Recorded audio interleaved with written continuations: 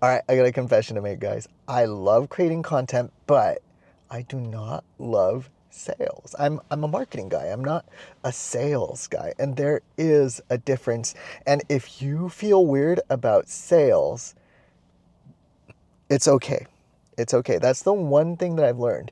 Because if you're not cool with sales, it's probably because you love relationships and you don't want to make your relationships with people weird.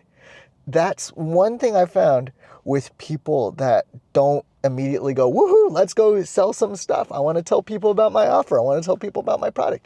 Yo, it's actually really chill. And that's why I do love making content. It's my way of doing what my coach, Stacey Ansley, tells me, which is be relational, not transactional. And why am I still in the car? Walk and talk, walk and talk. Let's get out. Let's get out. So, it's better to be relational, not transactional, when it comes to actually a lot of things. If you want to sell more stuff, you'll do generally better the more relational you are and the less transactional you are. Because people don't want to be treated like a number. People don't want to be treated like your next sales goal. Who wants that? But here's the thing. You watching this, I mean, the only kind of people that watch this are people that care a lot. Like, you are good at something, you want to get your message across. I seem to attract a lot of content creators. By the way, if we're just meeting you and you're not know me, I'm Ed Oyama. I make marketing, especially content marketing, simple. I help you get out of your head, get on camera, and get that content done, boy. But the thing that I have been thinking a lot about is if you are not good at the sales piece, that's not something to be ashamed of. That could actually be your superpower. But here's how you lean in. It's not easy to lean into that if that is you. And believe me, I am there. Last night, I was writing a sales email. Actually, this was 2 nights ago. And it was the night after I flew back home with the family from Washington. We're on family vacation. And I had been putting this one off. I do a LinkedIn video mini challenge every month. End of the month. You can't join the one right now, but just because it just started. But check out the link if you're interested. It's in the description. But I usually promote it just like that with content. And by the way, that's the best place to do it. If you're doing it with content, drop it in the middle, not at the beginning, not at the end. You don't want to get skipped. You want to weave it into the story. Woo, woo, woo. You like that. But you put it in there and you put it in the middle while people aren't checked out yet, because as soon as people feel a video ending, they're going to check out. But that was the thing. I had said stuff in content. I have an email list. It has grown 10 times bigger since I started, which is not saying a ton because it was small when I started. It was 9, it grew to 90. How? Content. Calls to action, just like this. And I'm really good at LinkedIn right now. I am getting weirdly good at it. I grew my following there from like 500-ish to about 2,145, 50 today. Like, it's been bizarrely fast. And anyway, I talk about my LinkedIn video challenge, where we make 3 videos in 3 days, quite a lot. And it's a great place to be making videos, because unlike YouTube, less than 1% of the people there are making content. And even fewer are making good content. A lot of it's boring, it's corporate, it's company updates. And then even fewer are doing video. And of the people that do video, a lot of people are just reposting in TikToks and wondering why it don't work. It's because it's LinkedIn, it's not TikTok. It's different. People are different. They're here for different things, and they don't want to just be entertained. They are business owners. And anywho, there's a lot of reasons. And I have a lot of interested people.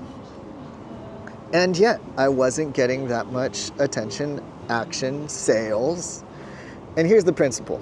You'll get a lot more sales when you ask for the sale. And I have to remind myself this, but I'm so bad at straight up asking for the sales. 2 ways to ask for the sale. 1, direct messages. But if you do a cold direct message, it's super weird. Cold email, cold call, we hate it. We don't like it.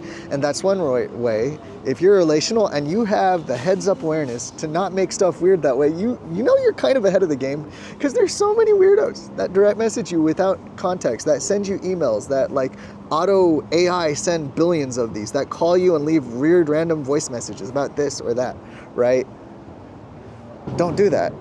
And some people don't know. They gotta be told, don't do that. But it's all good. I mean, they're playing their own game. They figure if they send out 1 million, they'll probably get 100 that are interested, and probably 10 will buy. And that's their game. It's cool. I don't like that.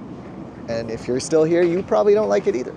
But if you're sending it out in a message, make sure it's a warm message, a warm DM. Send it to people that have engaged with your content. Send it to people that are, they actually know you and like you and are beginning to trust you with stuff. That makes the ask for the sale so much simpler. That means putting the offer in front of them so much simpler. And it's actually serving them, which I'll get to at the end, which is the most important part.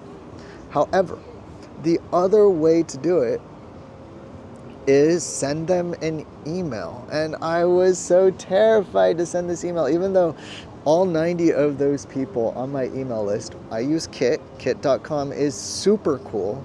And by the way, if you haven't joined my email list, you should join.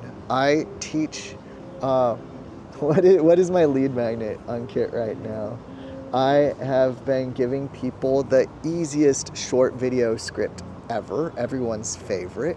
You can make a short video in the next 15 minutes, probably 12 actually, and you can do it in one take, and you can do it without editing, and you can post it today. How? Link in description, boy, that's how you grow an email list, by the way, but I'll put that link in the description. Kit is super cool, made it really easy too. I love Kit, so much simpler than everything else I've done. But I hesitated to pull the trigger and write a sales email. And I knew I should have done it 3 weeks before the challenge started. I knew I should have done it 2 weeks before. I knew I should have done it the week before. I knew I should have done it 3 days before. Which of those days did I do it? None. I did it the day that the cart was closing at freaking 1:49 in the morning. It was such a poorly timed email. But I was real with it. And I remembered something. I remembered that selling is serving when you're good at what you do, and what you do is really going to help people. If they're not doing it with you, if they're not investing with you, is there something at stake? If there's not, you shouldn't be in business. But honestly, there is something at stake, right? This is the basics. If they don't learn video from you, they're going to learn it from some guy that's going to scam them, Ed. So do it, Ed. They're going to do it the hard way, and it's going to cost them years, Ed. I'm talking to myself. And they're going to miss out. And it's going to be another month of them struggling on their own, and maybe even throwing in the towel and saying, I could never be good at video. Oh my word, no. You could totally do video. And so I needed to write an email that said that. And basically that's what I said. I said, you know what? It's 1:49 in the morning and I am so tired. I just got home from a flight. We were at the airport. But this is so important that you don't miss it. You can start making videos today, and video is the best way for you to connect with your ideal clients.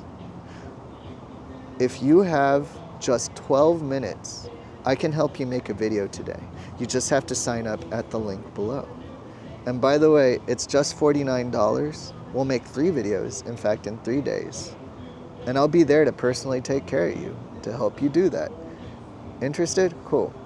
If this is worth more than $49 for you, I beg you, you got to do it. Because the best time to get started with video is today. The best time, well, it was years ago, but the next best time, it's today. Start today. And then I threw in, and by the way, if this problem ain't worth $49 to you, should you be on my email list? Are you following me? I'm just like, what the? How'd you get on this list? You don't believe what I believe. I don't know about that, man. I wrote the email. Nothing happened. I hung out a little bit more. I play Texas Hold'em on my phone sometimes. I play some Texas, I'll be honest. And I was like, you know what? Because at that point in the night, you're at that point where it's just like, it doesn't matter if I sleep 30 minutes less, 15 minutes less. I'm just going to be tired anyway, so screw it. When I went to bed, I woke up 7:30, did my thing, brushed my teeth, breakfast, got the kids up, got them dressed, hanging out. I checked my emails and I realized, oh, holy smokes. Between when I went to bed and when I woke up, 3 people bought the challenge. All I had to do was ask. All I had to do was ask. And that's the beauty of getting people who are into you, who already know, like, and trust you, who recognize you, who like your content onto an email list, because it makes it so simple to send and ask. And I did it the worst possible time. I mean, come on. 1 in the morning? The heck? To my credit, one of the people that bought was in England, so it works out pretty well that it was a reasonable time of day for her. But other people bought at 3 a.m., 4 a.m., 7 a.m. I was like, what? Yeah. And it was only one shot. I bet you I could have done more if I had, put some brain power into it and sent a few more emails, maybe 3 days before, maybe a week before, like I said. But to go back to the most important part, if you are good at what you do, and I believe you, yes, you, I'm looking at you, I see you. Let's make it weird. I'm going to look straight at you. Bro, sister, you're good at what you do. You owe it to your people to sell them the chance to go deeper with you. You should also probably be charging more, which is a whole other video. But when you let people work with you, when you invite people to work with you, is it going to save them time? Is it going to save them money? Is it going to save them heartache? If the answer to any of those even begins to be yes, then you owe it to them. And just don't make it weird. Be warm, be relational, not transactional, but invite them to something. And if you do something that's very high ticket or even feels like it could be high ticket, it's more than $100, $1,000, $10,000. Like, it depends on the person what you do. That could feel expensive even at $50. But give them a low ticket option to work with you first. And then you have another pool of people that are more interested and they're already committed. They've already given you money. The person that already gave you money is the easiest person to sell to because they've already proved that they like you by giving you some money, and the dollars never lie. The content lies, the stats lie, but the dollars never lie. But anyway, you do that, you get in, and you make the invitation. That's what it really is, an invitation, an ask. And that is the biggest difference. Now, you should be charging more for what you do, and I'm going to talk about that in this next video right here. But I'm going to quit before you even know what you buy.